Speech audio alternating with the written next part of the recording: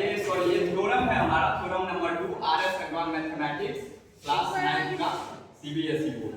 Theorem कहता है क्या, if a side of a triangle is produced then the exterior angle so formed is equal to this sum of the two opposite interior angle. यानी कि exterior angle यानी कि अगर किसी भी साइड को, ट्रायंगल के किसी भी साइड को हम लोग प्रोड्यूस करते हैं तो जो एक्सटीरियर एंगल बनता है, ये देखो एंगल 4 जो बना है, ये अपने दो अपोजिट इंटीरियर एंगल के सम के इक्वल होगा। दो अपोजिट इंटीरियर एंगल क्या है, ये तो बगल में है, ये अपोजिट नहीं हुआ। अपोजिट यानी कि दूर, अपने से दो दूर जो एंगल बना है, एंगल 1 एंगल 2 या एंगल ए एंगल बी, इसके सम के इक्वल होगा एंगल 4 या एंगल एसीबी भी बोल सकते हैं। तो हम वही लिखे हैं, गिवन में लिखते हैं एबीसीडी ट्रायंगल, एबीसी ट्रायंगल है, अब जिसमें हमको angle ACB equal to angle A plus angle B proof करना है, या angle 4 equal to angle 1 plus angle 2, angle 4 equal to angle 1 plus angle 2 proof करना है। आओ देखते हैं कैसे करेंगे।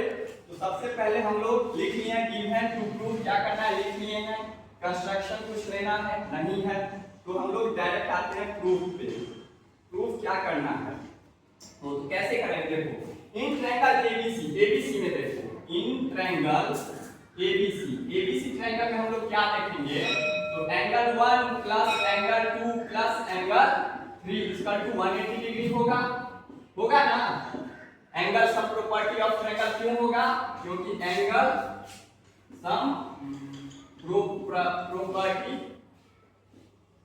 प्रॉपर्टी ऑफ ट्रायंगल से, ट्रायंगल का तीनों एंगल का सम 180 डिग्री होता है, त्रिभुज के तीनों कोणों का योग 180 डिग्री होता है उससे, ठीक है। और फिर हम लोग अगर देखेंगे यहाँ पे पॉइंट सी पे दो एंगल बन रहा है, यहाँ सी पे दो एंगल, एंगल 3 और एंगल 4, तो इसको क्या बोलेंगे, एक दूसरे का लीनियर पेयर, ठीक है ना, रेखीय योग अभिग्रही, यानी कि लीनियर पेयर, यानी कि एंगल 3 प्लस एंगल 4 क्या हो जाएगा, अगेन एंगल 3 प्लस एंगल 4 इसका क्या हो जाएगा हमारा 180 डिग्री, ठीक है। ये हो जाएगा, किससे होगा, ये सेकंड इक्वेशन, ये किससे होगा, तो ये होगा हमारा लीनियर पेयर से, 180 डिग्री हो जाएगा लीनियर पेयर से, ओके। अब हम लोग from equation first and second, first और सेकंड इक्वेशन देखेंगे तो राइट हमारा 180 दोनों में है, यानी कि लेफ्ट इक्वल टू लेफ्ट लिख सकते हैं, राइट में 180 दोनों में है तो लेफ्ट इक्वल टू लेफ्ट, यानी कि angle 1 plus angle 2 plus angle 3 equal to angle 3 plus angle 4 हम लोग लिख सकते हैं।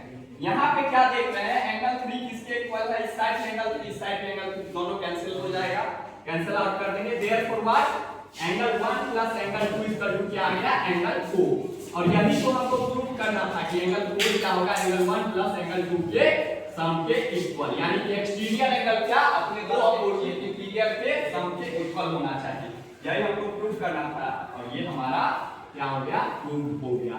तो इसको हम लोग लिख सकते हैं, एंगल 4 को हम लोग लिख सकते हैं एंगल एसीबी, देख लेना वहां पे एंगल 4 को एंगल एसीबी भी लिख सकते हैं, और एंगल 1 को एंगल ए और प्लस एंगल बी को एंगल 2 को एंगल बी लिख सकते हैं, हम उसका नाम 1 2 3 दे दिए, ऐसे ही ये हमारा प्रूफ हो गया। ये था आरएस एडवांस मैथमेटिक्स क्लास 9 का theorem number 2, that is exterior angle property of triangle. तो हिंदी और इंग्लिश दोनों छात्रों के लिए है, गौर से देखिएगा, समझिएगा, पढ़िएगा। Thank you.